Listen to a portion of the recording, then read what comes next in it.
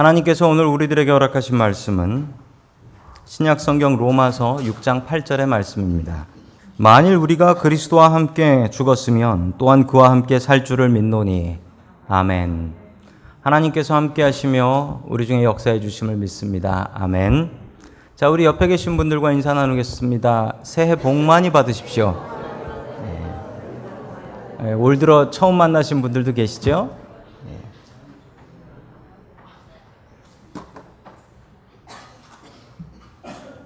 자, 나는 죽고 예수로 살자. 올해 주제 말씀입니다. 오늘 주제 말씀을 가지고 하나님의 말씀을 증거하겠습니다. 6살 날 딸을 둔 아버지가 있었습니다.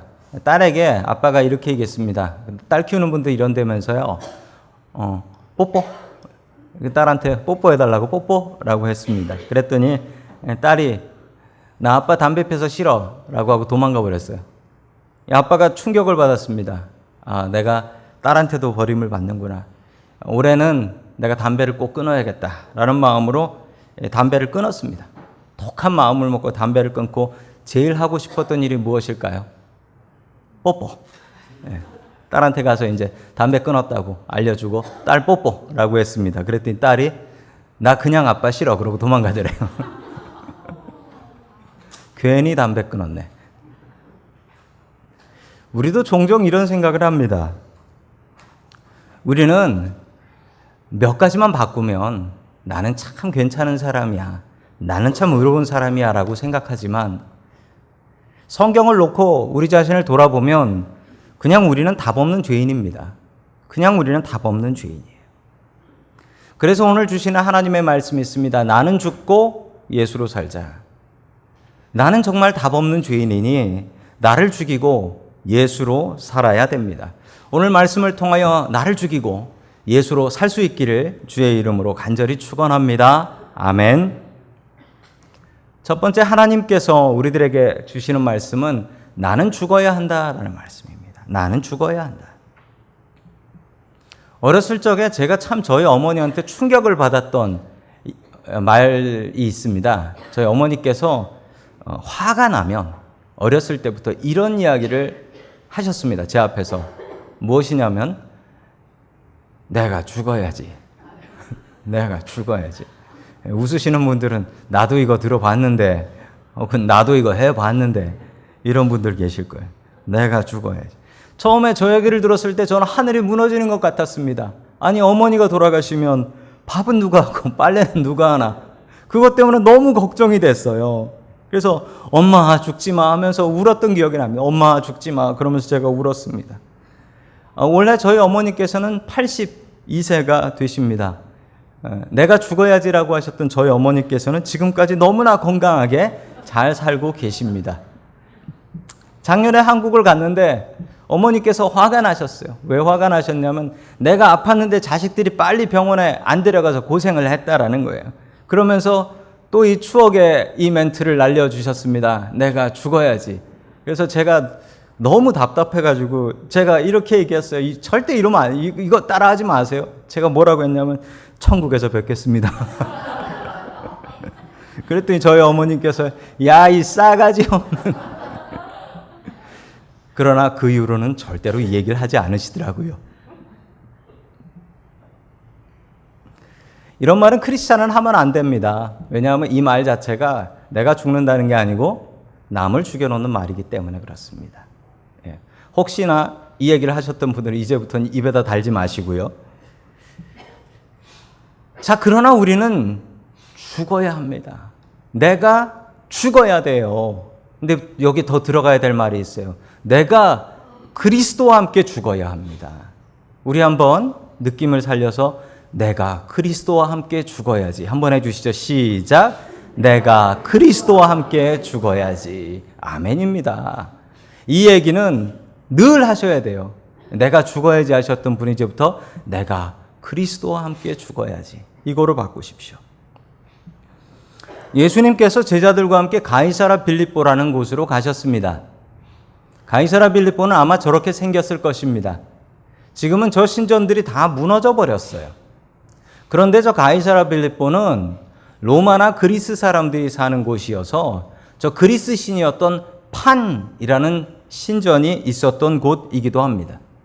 정말 휘황찬란한 곳이었습니다. 휘황찬란한 곳이었어요. 상상해 보십시오. 그 휘황찬란한 곳에 예수님과 거지처럼 생긴 12명의 제자들이 들어온 거예요. 예수님과 12명의 제자들이 들어왔습니다. 얼마나 대조되는 모습입니까? 거지 같은 형색을 하고 있는 예수님과 예수님의 제자들의 모습.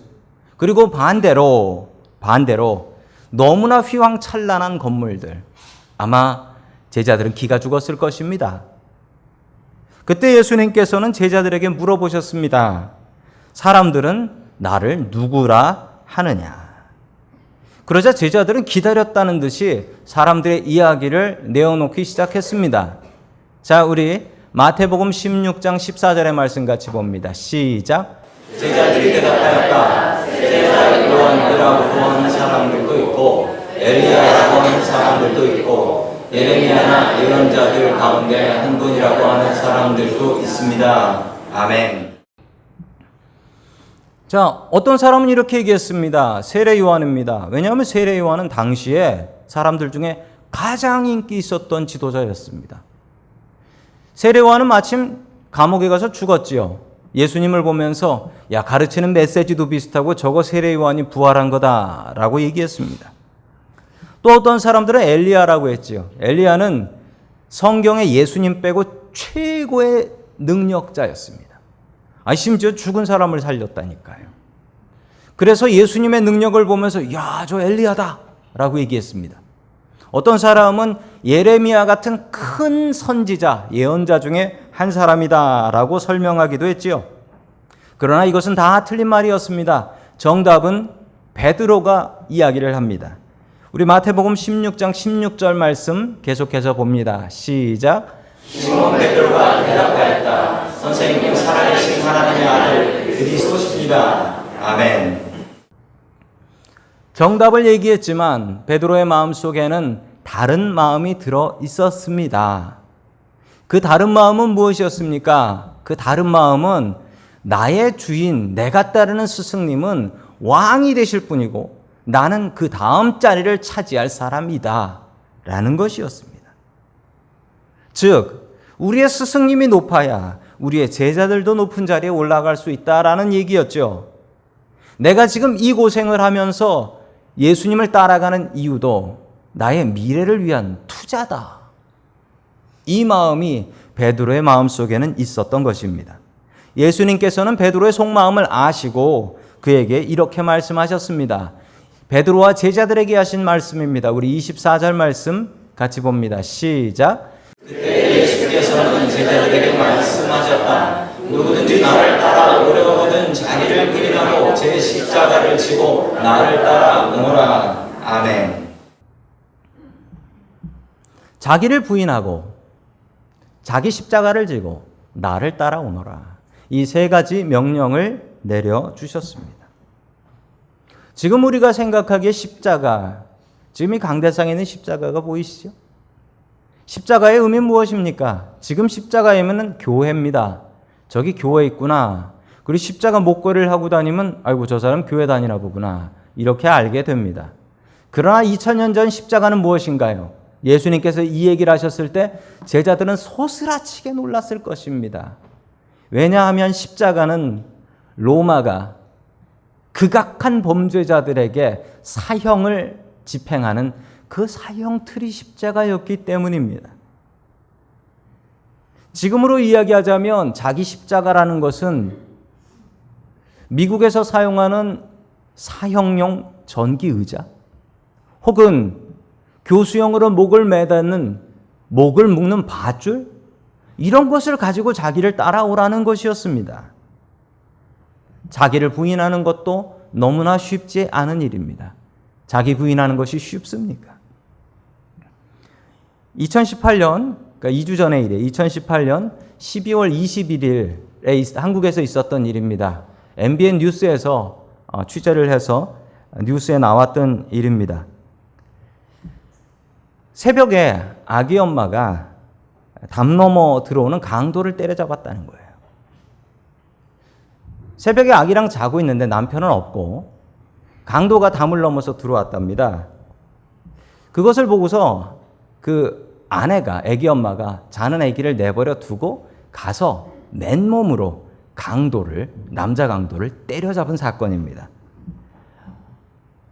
경찰이 출동해가지고 강도를 잡아갔습니다. 그리고 아기 엄마한테, 그 아기 엄마거든요. 아기 엄마한테 아니 어떻게 이렇게 용기가 나셔가지고 강도를 때려잡았습니까? 라고 했더니 그 대답이 기가 막힙니다. 실화입니다. 술 먹고 기어 들어오는 남편인 줄 알고 때려잡았습니다.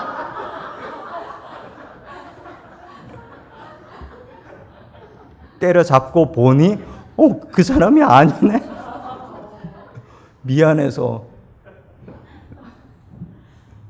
자기 부인이 이렇게 무섭습니다. 주님께서는 우리에게 자기를 부인하고 자기 십자가를 지고 주님을 따라오라 라고 명령하고 계십니다. 십자가는 무엇입니까? 오늘 성경에 그 십자가가 어떤 십자가라고 설명하냐면 제 십자가, your cross라고 나옵니다. 너의 십자가를 지고 주님을 따라오라는 것입니다. 그 십자가는 남을 못 박는 십자가가 아니고 스스로 나를 그 십자가에 내가 못을 박는 거예요. 내가 죽는 거예요. 주님의 말씀에 순종하며 나 자신을 죽여나가는 그런 십자가입니다. 그러나 우리는 그 십자가에 내가 아닌 다른 사람을 매달려고 합니다. 제가 군대에 있었을 때의 일입니다. 저는 군대에서 비행장 경비를 섰습니다. 비행장에서 경비 보는 일을 했습니다. 그 당시에 지금도 그런데 그 군견반이라는 데가 있습니다. 군견반은 뭐냐면 저렇게 비싼 비행기를 지키기 위해서 개를 키웁니다. 저 개는 무조건 독일산 셰퍼드입니다. 독일산 셰퍼드만 군견으로 사용할 수가 있습니다. 이 개가 엄청나게 사나워요. 처음에 이 군견을 가지고 오면 사나워가지고 밥 안 주면 물려고 달려듭니다. 그런데 훈련시키는 게 있어요. 밥 안 준다고 물려고 달려들면 맞는 거죠. 맞는 거예요. 개들은 맞았다고 고발을 못하기 때문에 개는 이렇게 때려줍니다. 군대에서도. 군견을 훈련시킬 때 저 옆에 저 핸들러라고 합니다. 핸들러가 있는데 저 핸들러가 유일하게 저 군견한테 밥을 줄 수 있어요. 다른 핸들러가 주지 않습니다. 이 핸들러 하나가 밥을 주는 거예요. 참 문제는 뭐냐면 저렇게 훈련시킨 핸들러가 제대를 해버리면 개들이 밥을 안 먹어요. 핸들러가 바뀌었다고. 실제로 군대에서 제가 있었을 때 벌어진 사건인데요. 저 핸들러가 셰퍼드 한 마리를 데리고 활주로에 경비를 서기 위해서 나갔습니다. 활주로에 나갔는데 비행기 활주로가요 한 3km가 펑 뜨인대요. 바람이 불면 겨울에 얼마나 추운지 몰라요. 정말 춥습니다. 핸들러가 걔한테 명령을 내렸어요. 뭐라고 명령을 내렸냐면 걔한테 이렇게 손을 내밀고 기다려라고 명령합니다. 기다려. 그러면은 걔들이요 이렇게 앉아가지고 그냥 기다리고 있어요. 그래서 제가 저 핸들러보다는 계급이 높았으니까 제가 그 핸들러보다 높았으니까 저 군견한테 셰퍼드한테 가서 기다려라고 했더니 그게 바로 닥쳤던 개더라고요. 안 들어. 안 들어. 오직 핸들러 말만 듣더라고요. 이 핸들러가 너무 추워가지고 초소에 들어가면서 기다려라고 명령을 하고 초소에 들어가서 이 핸들러는 그냥 초소에서 잠이 들었습니다. 그리고 새벽이 되고 해가 떴습니다.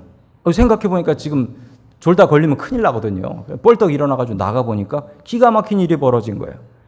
이 개가 이 상태 그대로 얼어 죽어 있어요. 기다려라는 명령을 듣고 그 명령대로. 아니 이 개가 얼마나 똑똑한 개인데 추우면 도망가고 그리고 핸들러 옆에서 이러고 자면 되잖아요. 그런데 핸들러가 기다려라고 명령했다고 그 명령 지키겠다고 그냥 그대로 얼어 죽었어요. 저는 얼어 죽은 개는 못 봤고 개를 얼려 죽인 이유로 영창에 간 저 병사를 영창에서 본 적이 있습니다. 얼마나 도망가고 싶었겠습니까? 그러나 스스로 자기 자신을 죽이고 명령을 지켰던 이 개를 보면서 우리의 믿음이 이러해야겠구나라는 생각을 합니다. 우리는 종종 이렇게 생각합니다. 나는 좀 괜찮은 사람이다. 그래, 나한테도 문제는 있다. 그러나 그것만 조금 고치면 나는 괜찮은 사람이다. 나는 의로운 사람이다 라고 생각을 하며, 아니 오히려 나랑 사는 그 사람이 더 문제가 있고 내 주변에 있는 그 사람들이 더욱더 문제가 있다라고 생각을 하지요. 아까 그 아빠처럼 나는 담배만 끊으면 참 좋은 아빠야 라고 생각하는 그 사람처럼 말입니다. 그러나 성경은 이야기합니다. 문제는 남이 아니라 문제는 바로 나 자신이라는 사실입니다. 그리고 내가 바꿀 수 있는 사람도 바로 나 하나밖에 없다라는 사실이죠. 부부들끼리 살다 보면 부부싸움을 합니다. 그리고 저에게 오셔서 하소연하시는 분들도 계십니다. 여자분의 이야기를 먼저 듣습니다. 여자분이 와가지고 우리 남편은 이렇고 이렇고 이래요 라고 이야기를 합니다. 들어보면 참 남편이 나쁘네 그 생각이 들어요. 어떻게 저렇게 나쁘냐. 그 얘기를 듣고 남편한테 가서 남편 이야기를 듣습니다. 남편의 이야기를 들으면 또 완전히 다른 얘기예요. 남편의 얘기를 들으면 아내가 문제가 있네. 아내가 문제가 있어. 그리고 제가 누굽니까? 저도 남자라서 남편 편을 들게 돼요. 문제가 무엇인지 살펴보니까 두 분이 다 의인이에요. 그게 문제예요. 두 분이 다 서로 의로워요. 내가 더 의롭다고 경쟁을 하는 겁니다. 그런데 행복한 가정이 있습니다. 행복한 부부가 있는데 행복한 부부의 공통적인 특징이 있습니다. 그 부부는 서로 죄인이라고 해요. 아니 서로 죄인 정도가 아니라 그 집은 죄인들의 소굴이야. 서로 잘못했다 그래. 그런 집은 행복하더라고요. 우리는 스스로 죄인인 것을 알며 내가 죄인이라는 것을 고백해야 합니다. 고백해야 돼요. 우리는 절대 의인이 아닙니다. 나는 죄인입니다. 지난 주간 특별 새벽 기도 있는 기간 동안 제가 3일 동안 금식을 했습니다. 원래 마른 체형이라 금식을 해도 별로 표는 안 나더라고요. 근데 배는 좀 고프긴 하더라고요. 제가 금식하면서 느꼈던 은혜는 자기 부인의 은혜였습니다. 내가 스스로 생각하기에 나는 좀 괜찮다라고 생각했던 나의 모습에 내가 문제구나, 내가 죄로 가득하구나, 내가 바뀌어야지 무언가 바꿔 나아갈 수 있구나라는 것을 알려주셨고, 주님의 십자가, 우리 주님을 따르는 것이 바른 길이라는 것을 주님께서는 알려주셨습니다. 주님께서 내 안에 사시려면 고집센 내가 죽어야 합니다. 고집센 내가 죽어야 살 수 있어요. 내가 주인하고 있는 내 마음의 방을 빈 방으로 만들어야 이 방에 주님을 모셔드릴 수 있다라는 사실입니다. 교회 생활 오래 해도 한결같이 안 변하시는 분들 있습니다. 이런 분들의 공통적인 특징이 있습니다. 그 공통적인 특징은 세다라는 겁니다. 세다. 센 사람은 변하지 않습니다. 센 사람은. 그래서 센 사람들이 모여 사는 동네가 있다고 하죠. 샌프란시스코, 샌브루노. 저는 밀불에 살고 있습니다. 내 안에 세져야 될 분이 있습니다. 그분은 바로 나 자신이 아닙니다. 나이가 들수록 사람이 고집이 세져요. 나이가 들수록. 내 안에 정말 세져야 될 분은 바로 누구십니까? 내 안에 세져야 할 분은 바로 예수님이십니다. 내가 죽어야 예수님이 세질 수 있습니다. 올해 주님께서 주신 우리 교회의 표어입니다. 나는 죽고 예수로 살자. 우리 같이 한번 따라해 볼까요? 시작. 나는 죽고 예수로 살자. 자기를 부인하고 자기 십자가를 지고 예수님을 따라갈 수 있기를 축원합니다. 아멘. 두 번째, 하나님께서 우리들에게 주시는 말씀은 예수로 살자입니다. 내가 죽었으면 예수로 살아야지요. 해프문베이에 가면, 늘 있는 건 아닌데 해프문베이에 가면 메이즈, 미로라고 하죠. 아주 규모가 큰 미로입니다. 메이즈가 있습니다. 가보신 분들도 계시고 못 가보신 분들도 계실 텐데 한번 날 잡아서 가보시면 아주 재밌다고 합니다. 저도 못 가봤습니다. 저에게 이게 있다라고 소개해 주신 목사님이 계세요. 그 목사님께서 사모님하고 가족들이 이 메이즈에 관광하러 갔습니다. 저희 뭐로 만들어졌냐면 지푸라기 헤이즈로 만들었어요. 그래서 똑같이 생긴 길이에요. 들어가면 정말 길이 어디가 어딘지를 알 수가 없대요. 안내하는 사람이 얘기했습니다. 보통 한 30분 정도면 나옵니다. 라고 하면서 들어가 보십시오 하고 가족을 넣었습니다. 그 목사님도 똑똑한 분이신데 사모님도 아주 똑똑한 분이에요. 사모님은 간호사세요. 미국에서. 아주 똑똑한 분이세요. 어느 분이 더 먼저 나왔을까요? 목사님하고 사모님. 결과는 목사님이 30분 만에 나오셨고 사모님은 1시간이 넘어서 울면서 나오셨어요. 엉엉 울면서 나오셨어요. 그래서 뭐가 달랐나 보니까 사모님은 내가 길을 찾을 수 있다. 나 운전도 잘하니까 길 찾을 수 있다라고 생각해서 길을 보고 땅을 보면서 다녔대요. 땅을 보고 길을 보고. 근데 목사님은 이건 도저히 사람이 찾을 수 없는 길이다라고 생각을 하고 하늘을 봤답니다. 하늘을. 길은 똑같이 생겼으니까 길을 보면 계속 헤맨다라는 거예요. 하늘을 보니까 산이 보이고 나무가 보이더래요. 그거로 방향을 잡았답니다. 그러고 나왔더니 30분 만에 휘파람 불며 나왔고 사모님은 1시간 뒤에 엉엉 울면서 나오더라는 겁니다. 참 이 이야기를 통해서 제가 귀한 교훈을 얻었던 것은 우리는 인생의 길을 찾고 싶어 합니다. 이 길이 맞는 길인지. 그리고 그 길을 봅니다. 근데 그 길을 봐도 그냥 이건 길이지 이 길이 어디로 가는지 알 수가 없어요. 우리가 이 길이 맞는 길인지 찾으려면 이 길이 아니라 하늘을 봐야 됩니다. 하늘을 봐야지 길이 보여요.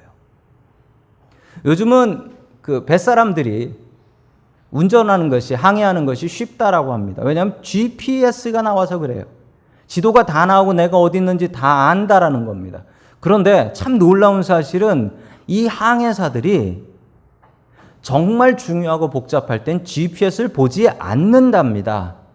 왜냐하면 GPS가 오차가 있어서 이게 잘못되면 큰 사고가 나기 때문에 정말 중요하고 복잡한 데에서는 GPS를 보지 않고 자신의 눈으로 확인한답니다. 밤에는 하늘의 별을 보고 그리고 낮에는 태양이 어디쯤 떴는지 확인하며 자신이 어디쯤 있는지를 진짜 중요한 때는 자신의 눈으로 확인한다라고 합니다. 즉 하늘을 봐야 내가 어디 있는지 그리고 어느 길로 가야 되는지 알 수 있다라는 것입니다.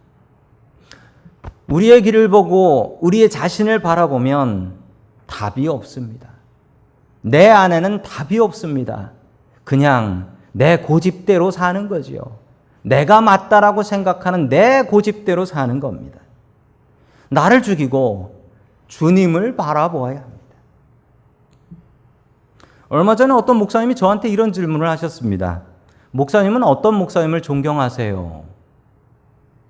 그런데 그분에게 제가 이렇게 얘기했습니다. 제가 fully, 완전히 존경하는 분은 없습니다.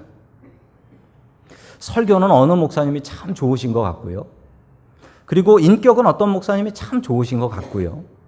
그리고 가정생활하는 건 어떤 목사님이 제일 좋은 것 같아요. 그렇지만 제가 무조건 존경하는 목사님은 없습니다. 라고 얘기를 했습니다. 제가 교만해서 그런 게 아니라 아니 세상에 100% 존경하고 따라할 사람이 어디에 있습니까? 그런 사람은 없습니다. 어떤 분이 제가 듣는 앞에서 저희 사모님에게, 저희 집사람에게 이렇게 얘기를 하는 걸 들었습니다. 어머, 사모님은 참 좋으시겠어요. 목사님이 참 잘해주시잖아요. 라고 대답을 그렇게 얘기를 하셨는데 제가 그분에게 정말 해주고 싶은 말이 있었어요. 뭐냐면 나랑 하루만 살아봐라. 교회 옮긴다. 저에게도 좋은 점이 있습니다. 그러나 저에게 나쁜 점이 훨씬 많습니다. 저도 그냥 인간이니까요. 그래서 저는 저 자신을 의지하려고 하지 않습니다. 제가 아니라 하나님이 완벽하시고 우리의 예수님이 완벽하시니 우리의 성경에 나오는 예수님만이 우리의 가장 큰 기준이 될 수 있고 우리의 가장 큰 롤 모델, 우리의 인생의 모델이 될 수 있기 때문에 그렇습니다. 그래서 우리는 나를 죽이고 예수로 살아야 합니다. 잘못하면 잘하는 사람을 따라해야지요. 잘못하면 잘하는 사람과 따라해야지 내 나름대로 할 수 있어 하면 망하는 겁니다. 잘못하면 잘하는 사람을 따라 사십시오. 그래서 우리는 예수님을 따라 살아야 됩니다. 우리의 인생에 망가지고 문제가 있으면 그거 풀려고 하지 마십시오. 그냥 예수님을 따라 사십시오. 그러면 문제는 그냥 해결납니다. 자식들을 키우는 부모님들은 자식들에게 자식이 잘 되기를 바라죠.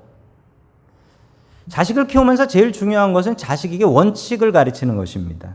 그 원칙 중에 가장 중요한 원칙은 하나님의 말씀을 가르치는 것입니다. 저는 분명히 그렇게 믿고 있습니다. 부모는 자식들을 엄하게 키우려고 합니다. 그런데 어쩌다 보면 부모가 자식을 기분대로 키우는 경우가 있습니다. 아빠 이거 해도 돼요? 엄마 이거 해도 돼요? 되고 안 되고는 원칙입니다. 이건 되는 게 있고 안 되는 게 있고. 그런데 그게 부모님의 기분대로 되고 안 될 때가 있어요. 기분 좋으면 되고 술 한 잔 먹고 오면 되고 기분 나쁘면 안 돼. 들어가서 공부해. 그러면 아이들이 뭘 배울까요? 아, 우리 아빠가 무섭구나. 우리 엄마가 무섭구나라는 것을 배우지만 아이들은 쉽게 깨닫습니다. 중학생만 돼도 엄마가 힘으로 아이를 이길 수가 없고 고등학생만 돼도 힘으로 아빠가 아들을 이길 수가 없습니다. 자식 키워보신 분들, 특히 아들 키워보신 분들은 아실 거예요. 이놈이라고 했을 때 팔을 딱 잡힐 때 그 순간 말로 하자. 그 순간을 아실 겁니다. 나는 아직도 고등학생 자식을 이길 수 있다. 나 자신은 스스로 늙어가고 있기 때문에 언젠간 뒤집어집니다. 정말 중요한 것은 무엇입니까?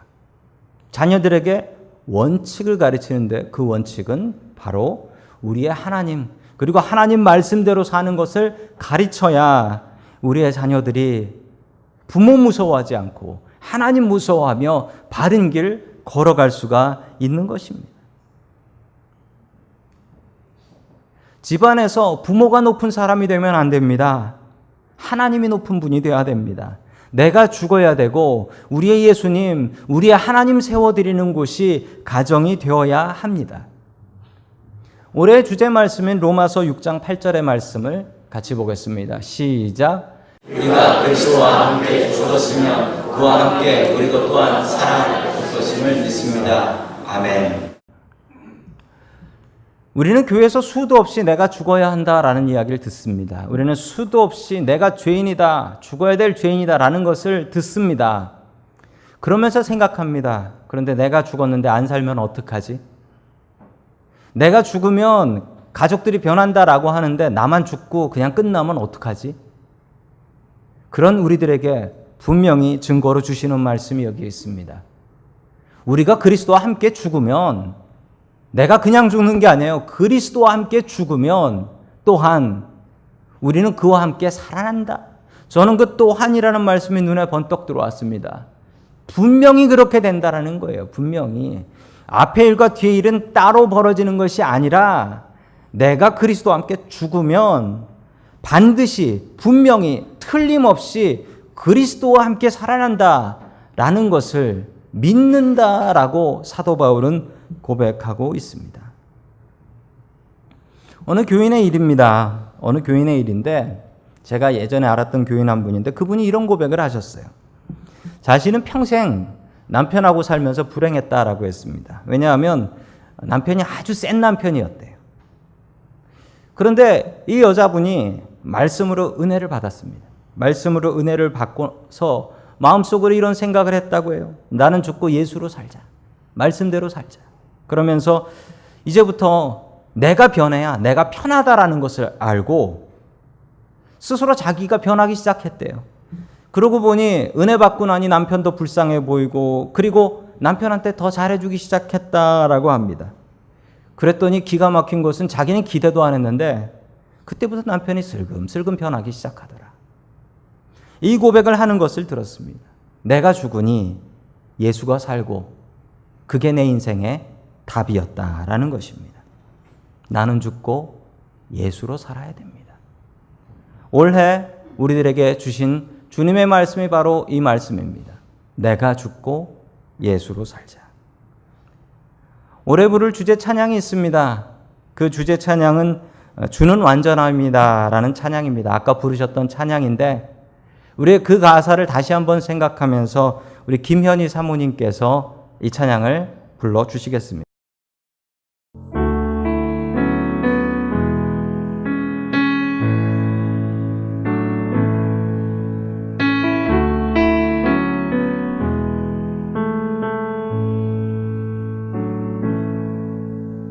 주여 우린 연약합니다. 우린 오늘을 힘겨워합니다. 주 뜻 이루며 살기에 부족합니다. 우린 연약합니다. 주여 우린 넘어집니다. 오늘 하루 또 실수합니다. 주의 그늘을 구하는 죄인입니다. 우리 주만 바라봅니다. 한없는 주님의 은혜 온 세상 위에 넘칩니다. 가릴 수 없는 주 영광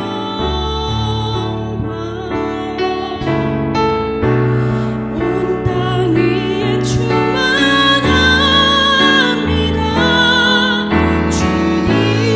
주님만이 길이오니 우린 그 길 따라갑니다.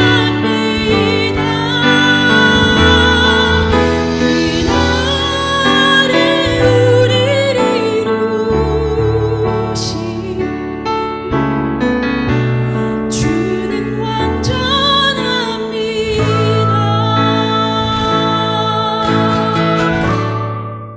아멘. 이 가사의 의미대로 살아갈 수 있는 한 해가 될 수 있길 축원합니다.